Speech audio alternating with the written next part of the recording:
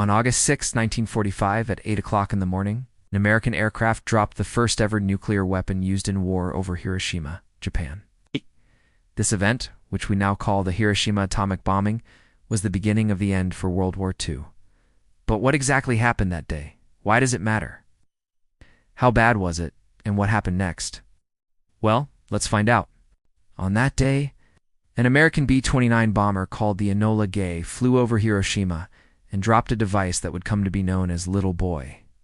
Little Boy contained enough fissile material to cause a chain reaction that released a tremendous amount of energy in the form of a flash of light in a fireball.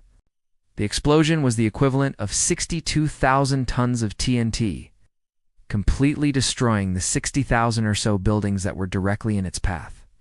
But that's just the beginning of the story. Little Boy was actually two parts. A gun-type device that looked like a bicycle with a small uranium-235 pellet in its center. As the plane flew over Hiroshima, the two parts were brought together by a mechanical device causing the explosion. The second bomb dropped over Nagasaki 3 days later worked in the same way. They were the first two nuclear weapons ever used in war, and they changed the world forever. But why were they dropped? Well, by August 1945, the Allies were getting close to defeating the Japanese in World War II. But Japan had been very stubborn, and the war had already lasted for nearly 4 years. So the U.S. wanted to force Japan into surrendering. 3 days before the Hiroshima bombing, the Potsdam Declaration gave Japan one final chance to surrender, but they refused.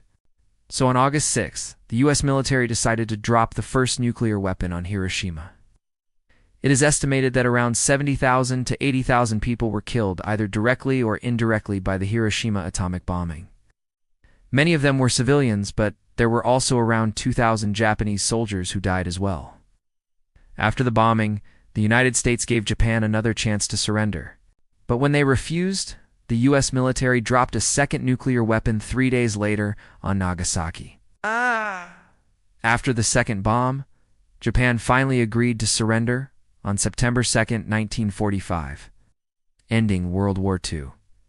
The use of these weapons is still controversial today, but it's undeniable that they had a huge impact on the outcome of World War II. And that's all for today. Thank you so much for watching this episode. Hope you learned something new, and if you did, please hit the like button. Also, be sure to subscribe for more historical atomic tales, so please like and subscribe, and I'll catch you in the next one.